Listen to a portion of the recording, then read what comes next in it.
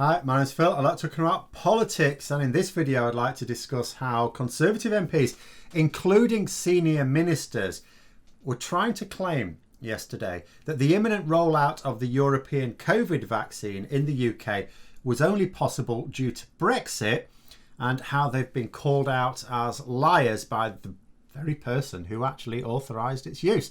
But first, if you'd like to be notified of daily news and politics, please subscribe to the channel and click the bell notification icon.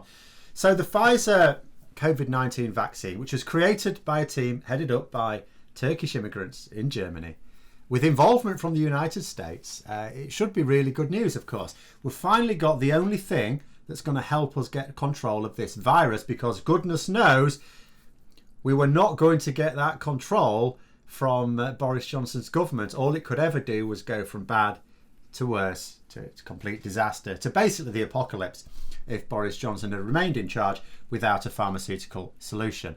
Imagine what would have happened if a vaccine were not possible, or it were not possible in such a short time. And yet these charlatans are now trying to claim credit for what is not only an international effort. It's bad enough that they go, oh, the UK is leading the way, which they are doing. That's literally what they're saying. In what would be an international effort. But this particular international effort is one that didn't feature the UK in the driving seat at any stage of the development. We've involved ourselves, sure. In fact, I've commended the government on multiple occasions, going way back, to the fact that it did at least put in the funding and resources into developing a vaccine. It's the one thing they maybe got right. But this level of disrespect is staggering. But then it got even worse, because Conservative MPs, including, like I say, senior ministers, including the Health Secretary himself, Matt Hancock, were trotting out the line that the UK is the first to roll out this vaccine due to leaving the EU. In other words, if Brexit hadn't happened, we wouldn't have been able to authorise the use of this vaccine just yet. It's by cutting the old EU red tape, don't you know? It's absolute tosh. Even without knowing the details, let's say you hadn't gone to the trouble to actually find out the details from the people who would know. We're still in the transition period of Brexit. That means that EU law is still very much enforced throughout the UK. Anyone who is not aware of that is as ignorant of Brexit as it's possible to be. Even someone paying only a cursory attention to Brexit and not really knowing a great deal about it, at least knows that. So what sort of ignoramus were these Conservative MPs trying to con? And for those who do understand the specifics of how the vaccine was authorised, because they work in public health, for example, the lies were even more ridiculous. The government's own website, the announcement said that the recommendation came from the Medicines and Healthcare Products Regulatory Agency, otherwise known as MHRA.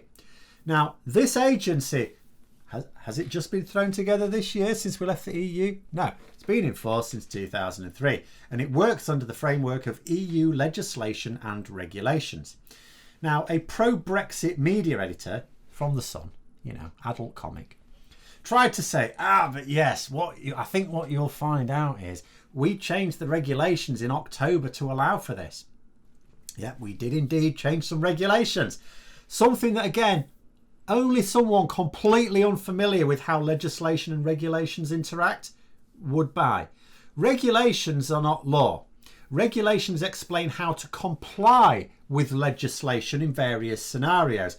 It's basically like an idiot's guide to the law, because many pieces of legislation are very general and they can apply equally to very different situations or workplaces, things like that. So then you need regulations that say, look, this is how you comply with the law. It's the legislation that provides the do's and don'ts. We did not change one word of the legislation because we can't. It's EU legislation, and we are bound by it until we leave the transition period. In other words, the regulatory changes were made in full accordance with EU law, because all regulations underpin legislation. That's what they do. And if you don't happen to know what the transition period really is, you don't actually fundamentally know what it is, and let's say you also don't understand what regulations are, and you don't want to learn for yourself, and you certainly don't want to take my word for it, because Ramona, we can actually hear from the person who authorised the use of the vaccine in the UK. Now, to be clear for the pedants, Yes, I know it's the government who actually authorise it, sure, absolutely, but the authorisation is never forthcoming without the expressed recommendation from the MHRA. Dr. June Rain is the chief executive of MHRA and has considerable experience, as you may imagine, in licensing medicines. She had this to say. This is a direct quote. Lost it. We've been able to authorise supply of this vaccine under provisions under European law, which exist until January 1st. Simple as that. The person heading up the group authorising it is quite clear they did so using European law. We could still have done it as full EU members, and indeed would have done it as full EU members. In fact, we're not even I was going to say we're not even the first EU member to authorise a vaccine, but we're not an EU member. There was an EU member who was Hungary, in this case, who has already authorised a vaccine before we have, using exactly the same provision. But let's just say that this wasn't a lie. Let's just say that it was true, that, this happened next year, saying we had left the EU and we had changed something. What gain would this represent, in all seriousness? Will getting the vaccine a couple of weeks earlier, because that's all it is, than some others in the EU, really seem worth it when we stack it up against all the chaos that's coming in January? The third COVID wave, the vaccine that won't be able to stop that, of course. I mean, it will, eventually help us get control, but it's not going to stop it straight away. Brexit chaos, of course, in January. Job losses. I mean, we've had 25,000 retail jobs put under threat just this week alone. I mean, all that's surely going to make getting a vaccine a couple of weeks early a minor issue. And I'm not sure people will really behold all the shit that's coming and think to themselves, well, at least we got the vaccine a couple of weeks early.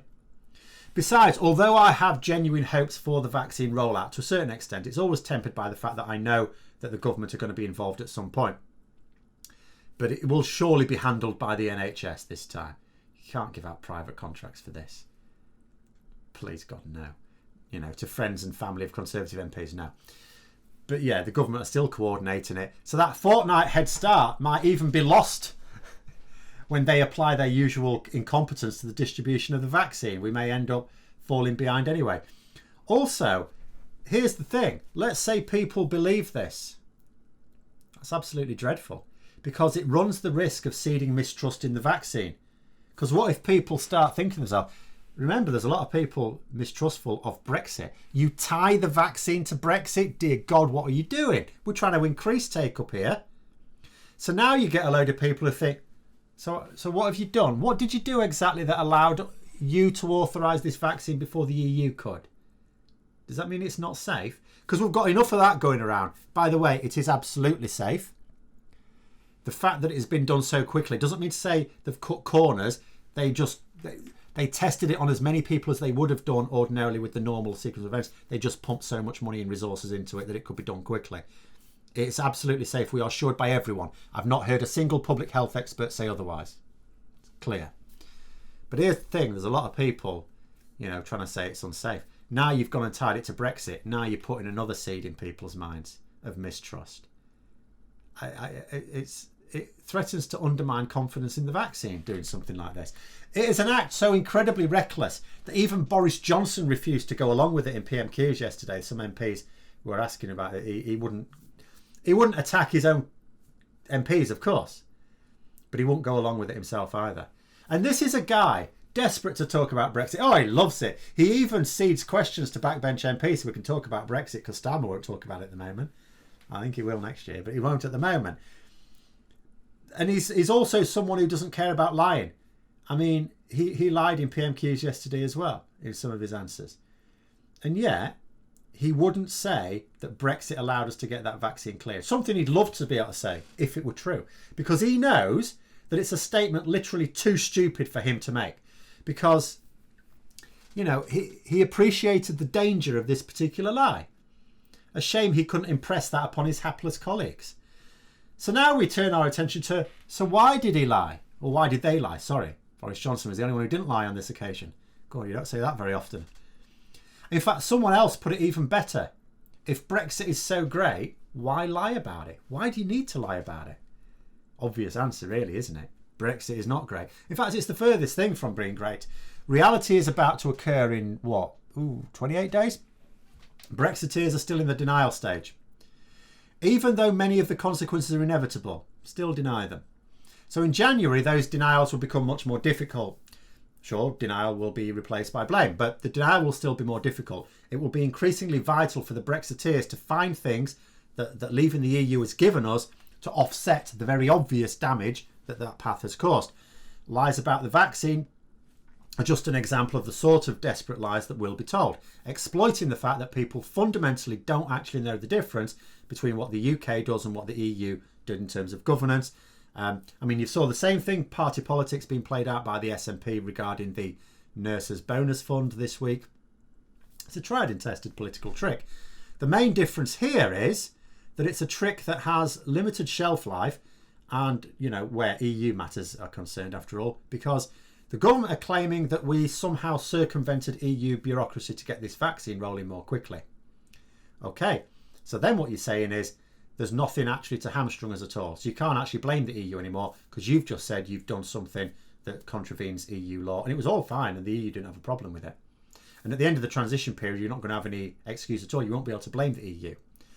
You know, if even being in the transition period isn't a barrier to doing our thing, then leaving altogether surely means that any failures will be squarely down to the government, with their large majority to pass whatever legislation they like.